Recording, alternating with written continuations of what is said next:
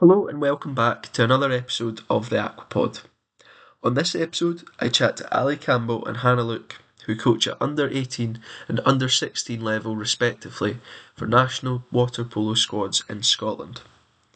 We take a look at the recent EU Nations tournaments where 3 Scottish teams competed out in Brno in the Czech Republic.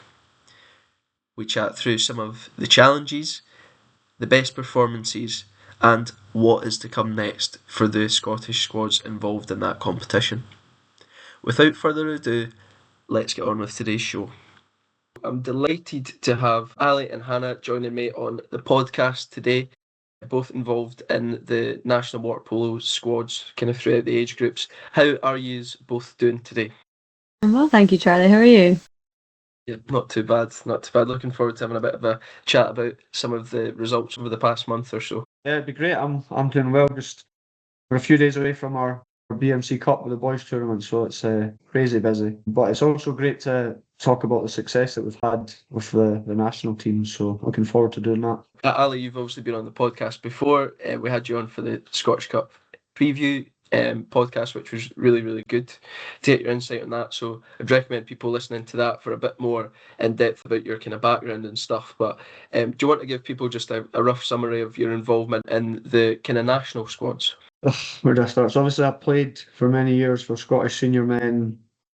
Commies bronze medal in 2014. Played for GB.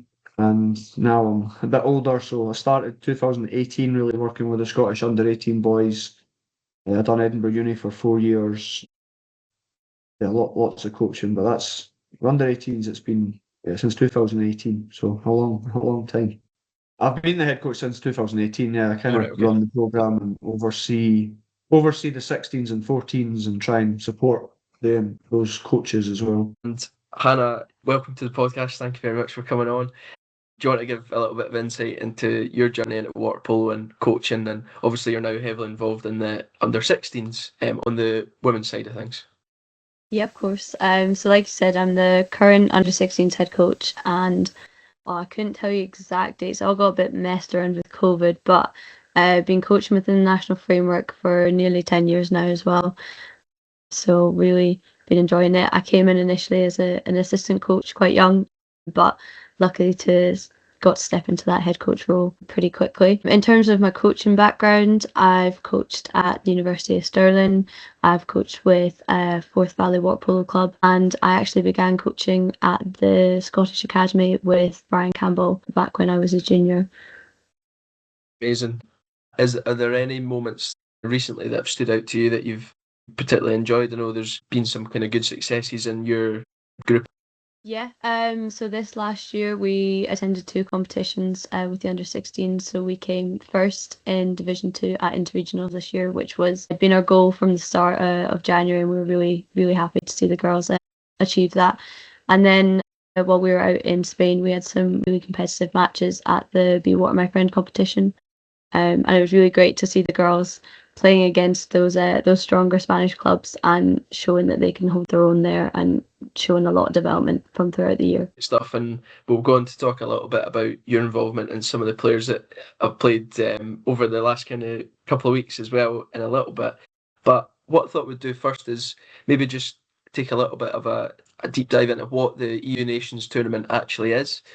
Ali, it's a thing that we've been sending squads to for a number of years, but what actually is the EU Nations tournament, and why is it so good, and why is it such a good opportunity for Scottish athletes to attend? Yeah, I mean it's got a lot of history. I remember when I was playing and we were preparing for the commies, like I played in EU Nations, and it used to be that I would kind of go around different countries. Like I remember Malta, I'm sure Poland, and Dublin is where I played in EU Nations, and it kind of fell away a bit, and then the Czech Water Polo Federations now basically run it, and they host it in Brno every year, and they've done it since. I mean, I went in 2004 as the year after COVID, so that was 2021 maybe. And so it's kind of since then the Czech Water Polo just kind of run it, and makes it a lot better because then you know it's happening, it's there every year, something to inform the calendar. And in terms of Scotland, it's kind of our only chance to play in an international tournament as Scotland. because unfortunately you can't enter the Europeans or any Worlds or anything like that because it's under GB and not many Scottish players make GB. So in terms of like the opportunity it gives our athletes is something, an aspiration to play for Scotland. That's kind of the highest level they're going to get.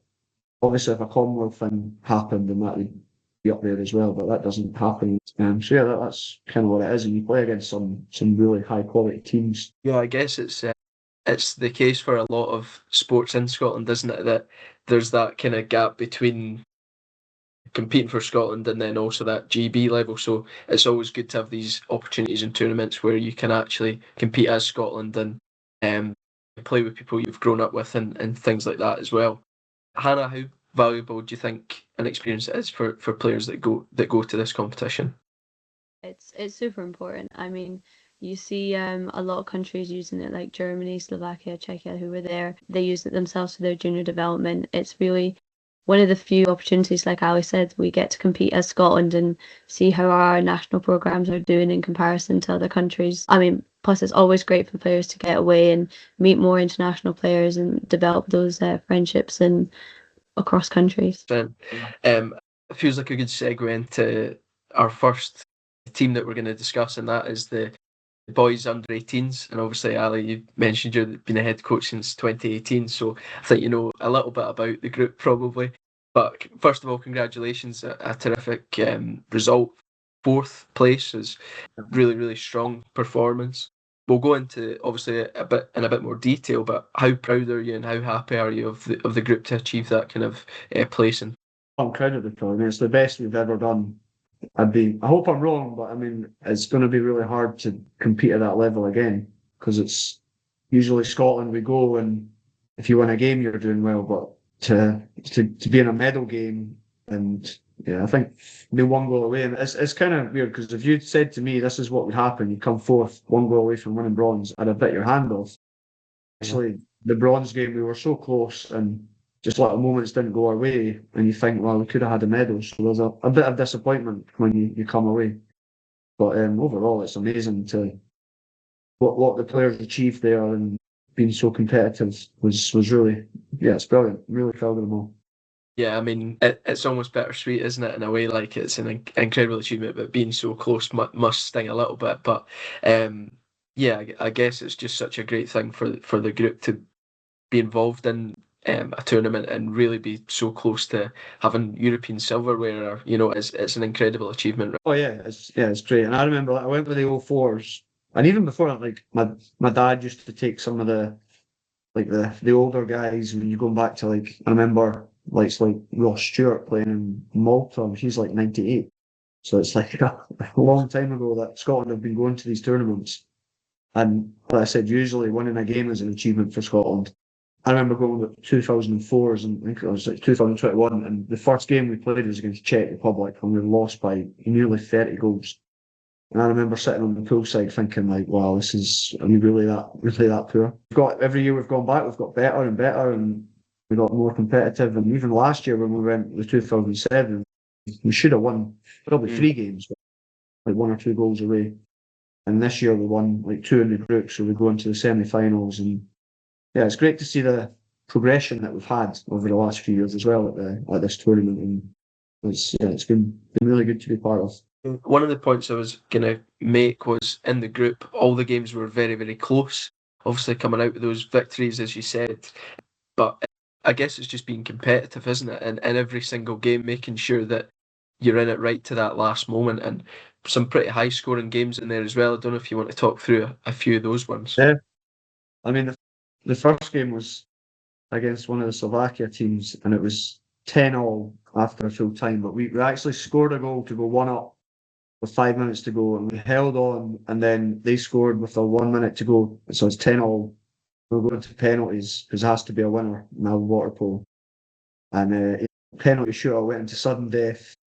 It was incredibly tense. And this season, actually, we've been involved in 2 or 3 penalty shootouts and lost every one. So it's really good that we got that win. And to get off to a win at the very start in such a close game is brilliant. And I think that really helped the confidence. The next game was Sweden. We lost 19-11. But the kind of unfortunate thing is the way that the games work out. That was our second game of the day and their first game. And you could tell that at the start they got into a good lead because they were a bit fresher. So they seen us and we hadn't seen them, so they kind of knew how to stop our threat. So it was a bit tough. But then the next morning we beat Czech, and I remember I said the first time we went with the 04s we lost by 30 goals, and then to go and beat them 22-17 this time. I was so proud of the boys after that.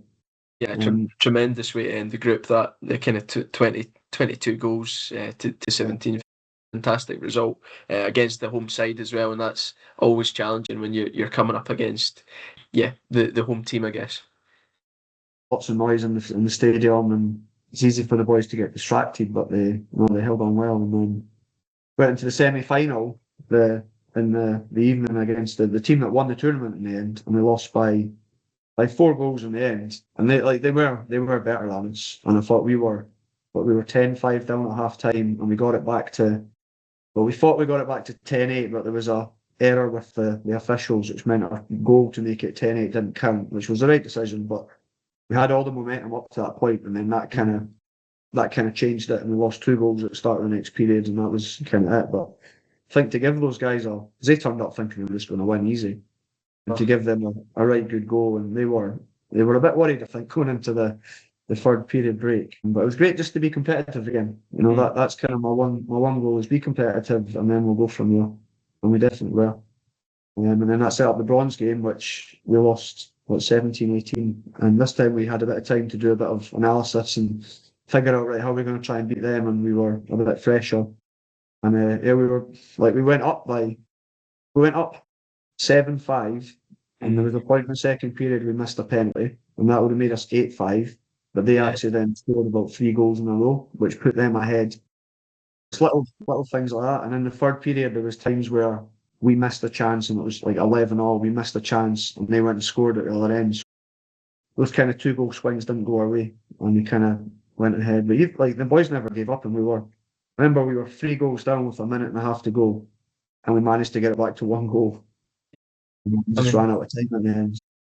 It was a shame, but it's like I said, to be that competitive now, and that's a few years. We've been really competitive with it. It's a great achievement for us. It's absolutely tremendous, and like you say, I guess it shows the character of the team when there's, you come up against it, and maybe decisions don't go your way, rightly or wrongly, but you're still able to push right to that last moment.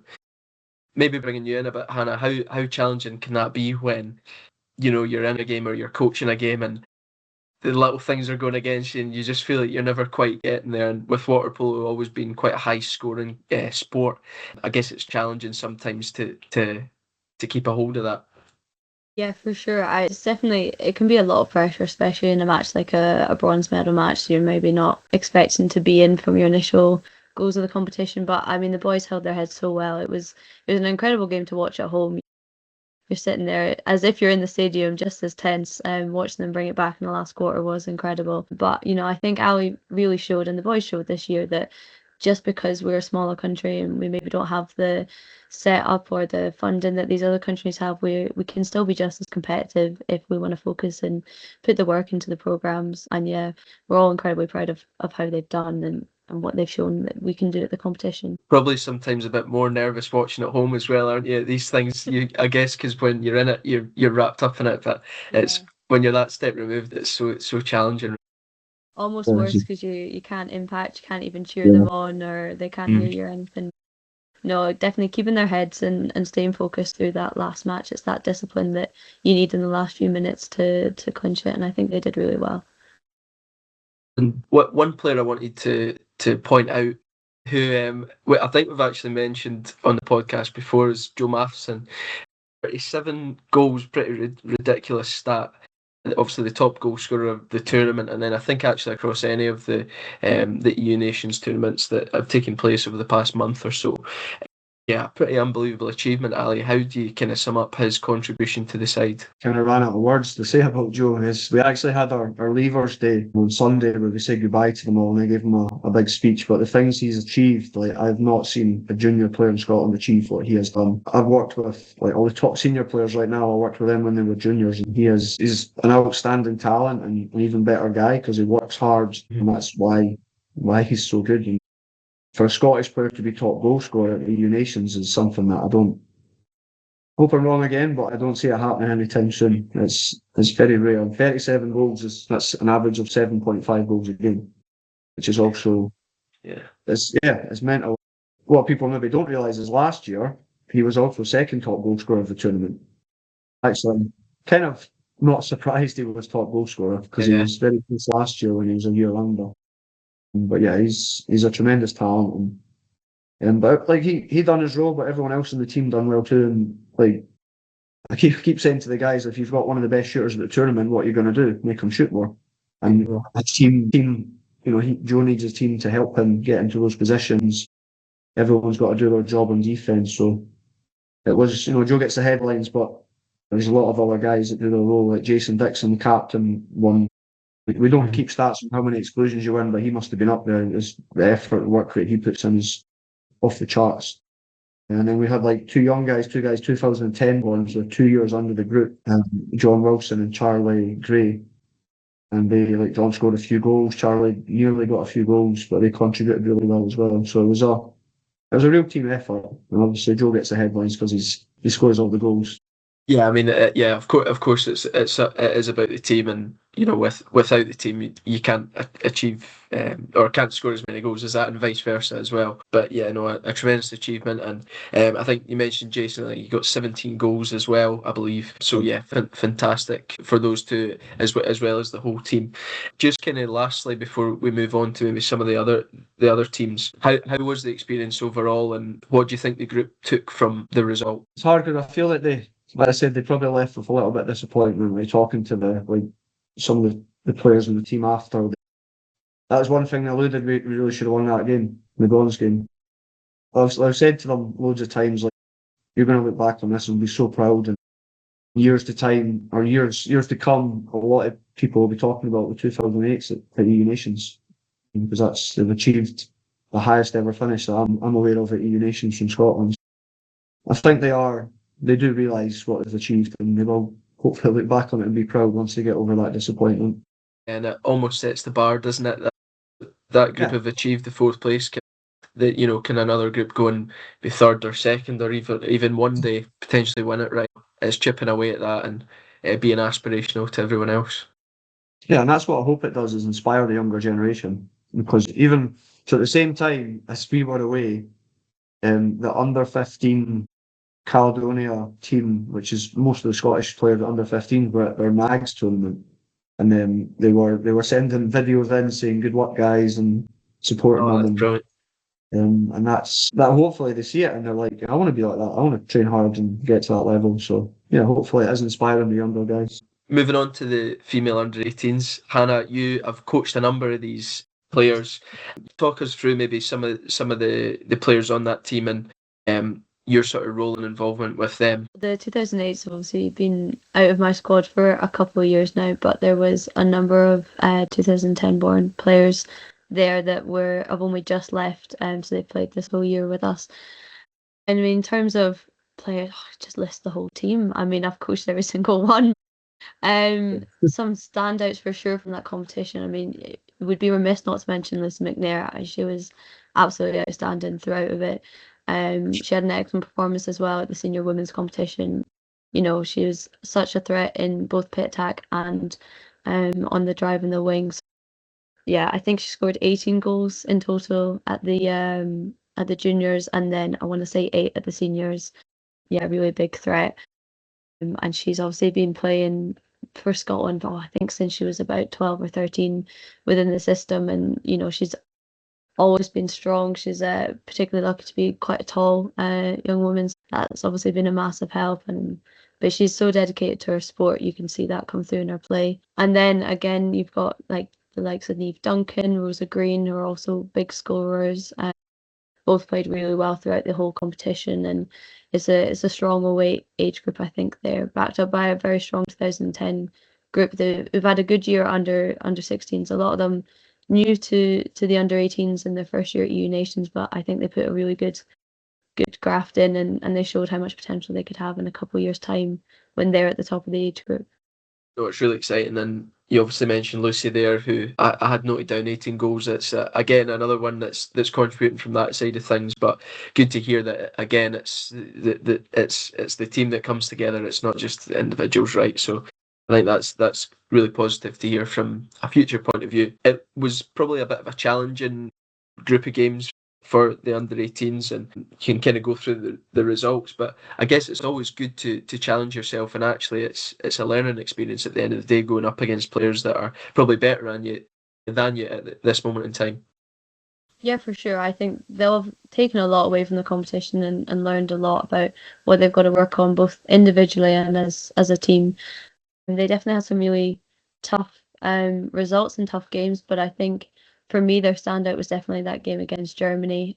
Germany had come in and really dominated against a lot of the teams. It was essentially the same team that had played really strongly at the senior women's comp as well. And I actually think that was, as a team, their strongest game. They came in fully focused. They didn't give up at any point. They hadn't looked at Germany's scores and gone, they're really strong, so there's no point. We've really struggled against these other teams. Yeah, they gave them such a hard opening quarter. It was close. Germany ran away with it in the end, but I think it really showed the girls' determination and their improvement throughout the competition to have such a strong result against that team. I guess it can be quite difficult when you come up against an opponent who has got a lot of quality and have put away a lot of goals against other sides. How do you approach that from maybe a coaching perspective to so that your players aren't too overawed and that they maybe look at the kind of bigger picture of the game? I think knowing that game was coming up, it's a level of also looking at what Germany been playing and what have they been prepping, what tactics do they like to run, is there any particular players, have they got a Lucy McNair you've got to watch for, because if you leave her alone she's got a strong shot, all of those sort of things. And then also what have the girls been doing in the previous matches that have been losing them goals, is there something we can find that we need to work on to bring into that game? And I hope that's what they did. They had that first half that was strong, so I think they did work, and I think it's just bringing that intensity throughout the match and keeping pace with those strong teams throughout and not just in the first half. And Ali, I guess kind of a similar question. How do you approach that from a coaching perspective? Obviously your group is slightly different, when you know that you're coming up against a really challenging opponent. Yeah, we were there, not this year, but certainly last year we had Moldova and they beat us by like 20 goals, and they were very strong. And obviously in previous years we had some bad results, but I think you got to kind of accept that you're not going to win, and you got to stop talking about the result and start talking about the performance and start thinking about, if they're going to beat you, they need to beat you by playing well and not by you making silly mistakes and giving away easy goals. If you go in and realistically, are Scotland going to beat Germany? Not anytime soon, with the difference in the setups and the money and everything. You've got to take the little wins, and if you go and be competitive for a period, that's good. We'll go from there. So I think you've got to focus on the little steps and doing the basics right. And if they beat you just because they're bigger and stronger, then that's where we're at. I guess just before we move on to the last team that went out to Brno, what is next for this group, Hannah? What do you kind of see as their next step to keep developing as a team? There's potentially under-18 interregionals coming in January for both the boys and the girls. So that would be their immediate next competition. But the big one would be Junior Commonwealth Games coming next year for 09s and younger. I think there's a lot of lessons definitely to take away from EU nations, start prepping for that, and hopefully continue to be competitive against these top countries. That's obviously a really exciting development that's happened, that water polo is going to be in the Commonwealth Youth Games in 27. I guess that is a hope for players across the country, that is a possibility that they could be involved in something like that going forward. Yeah, it would be 2027 if that went ahead. I've also heard the format's going to be a bit different, so it's going to be like a reduced numbers. It's not going to be full teams that go. So, but yeah, we still got to wait and see what happens. But I think it's great that we have the potential of being involved in something like that, which would give, like we talked about, EU Nations, the only thing we can go to really. This would give you that big aim to work towards. Moving on to the last team, they were actually the first team that obviously went out to Brno, the senior females, and they were there at the end of October and start of November. placing 6th overall in that competition. Again, they were pretty competitive across their games. But do you want to maybe talk through a bit of those, Hannah, about some of the performances and how they fared? Sure. Yeah, I mean, I think it was excellent for them to finish 6th. I'm sure they were pretty happy with that. They had some close matches. Their first match, the Czechia, I think, was their most consistent across the quarters. I think I want to say was 5-2, 5-3 for them, which that was a good performance, I think, to keep the pressure on and constantly working against them, not to lose the intensity throughout of it. Again, Germany were a really strong match. That one was definitely tough. You saw the same against the junior women. They came in strong. And then Sweden, I think, I'd say there was their strongest start. The fourth quarter kind of lost that intensity, but first through to third, they were really bringing it in and keeping close with them. Ali, how do you reflect on the performances from the group? I was really pleasantly surprised with how the women got on, because you got to keep in mind that the senior programs in Scotland are not well-established programs that have been running for a long, long time. And I think the women, Alan Donaldson and Nico, who are kind of the main drivers behind the women, have done a fantastic job to get that program up and running. And they've had a few tournaments and a few trips. The other thing is, it's a lot of young athletes that are in that squad. There's not many, your senior age, you're talking like your mid-20s and above, like there's not many that are at that age group. So to go and compete in every game, like Germany was a really tough one, but every other game, they were in the games for times. Just maybe a bit of experience, a bit of fitness, a bit of being younger than the other teams, like that kind of meant the other teams got away. But they did win against the Hawks, like 13-10 they won, and that meant they went into the 5th, 6th game, and then they lost to the Czech, unfortunately. They done, I think, as a starting point, and hopefully it gives the younger ladies or younger women in that team something to aim for now. Let's go again and do better next year. Yeah, definitely, and always good to get a win. Even if it's just the one, it's always a good thing to get, and a morale booster for the group as well. Yeah, exactly. Like I said, like Scotland going to U-Nations, winning a game, that's usually a good start for us.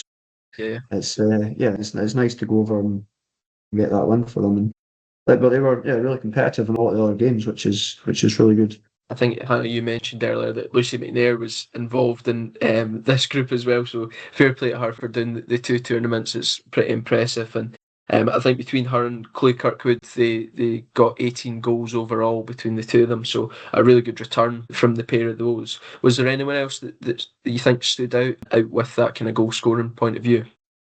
Oh, I mean, it's hard to say, especially for those players that play a more defensive role in centre back. I thought that everyone played a really good competition. I think there were some matches for me. Molly Meldrum really stood out. She was clearly making opportunities, driving.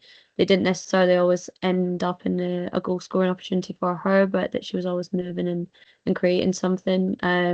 Nicole Morrison has been over in New York playing for Iona University, and I thought you could see that she'd been getting pushed a bit over there in their program, and yeah, it was nice to see her back over with the Scotland lot and playing there. So I mean, a lot of strong players. As I always said, a lot of young players, but a lot of strong players playing for Kirky or for Cali in the BWPL, or they're playing for Edinburgh Uni or Strathclyde Uni in the Premiership box. So a lot of really strong young women, and hopefully inspiring the younger girls to keep at it and look for future opportunities in water polo as well.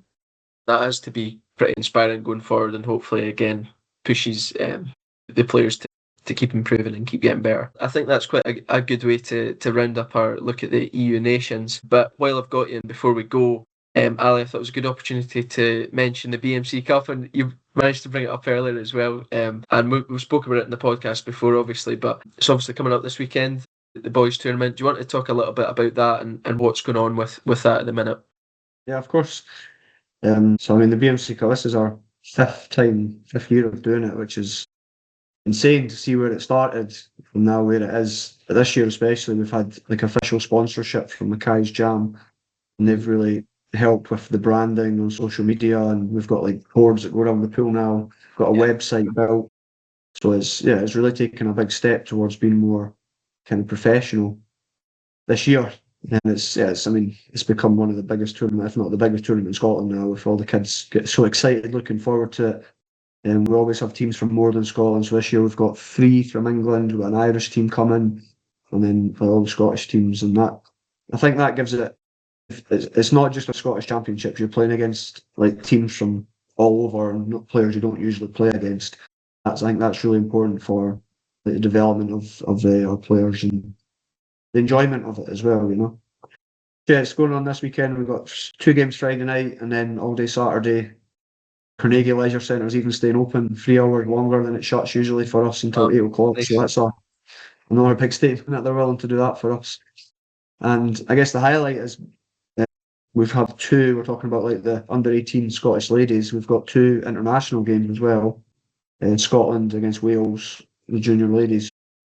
Probably see some of the girls that are in action at EU Nations playing in those games and see. Hopefully, we get 2 wins for Scotland. That's Yeah. really exciting. Can people go along and watch these matches as well?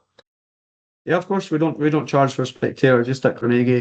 We're on Instagram and Facebook. You can or the website thebmccup.co.uk. You'll find out all the information. I think the biggest ask is please buy raffle tickets because that is like we don't.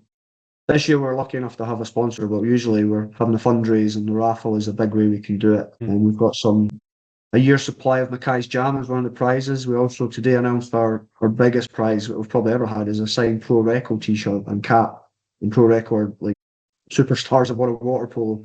So we have all the top guys, Granados, De Fulvio, all their signatures on the t-shirt. So yeah, please buy some raffle tickets and help us keep the tournament going. Amazing. Well, prizes sound pretty good as well, so definitely worth a wee go. And yeah, if you're in the Dunfermline area, then get along and enjoy that at the weekend. So brilliant. Thank you very much again for coming on. Yeah, and thanks for giving insight into the EU Nations and water polo in general in Scotland. Thanks for listening to the podcast, and as always, thank you to our guests, Ali and Hannah. If you enjoyed the episode, please tell your friends, leave a review on Spotify, Apple Podcasts, or a like and a comment on YouTube. But until next time, thank you very much.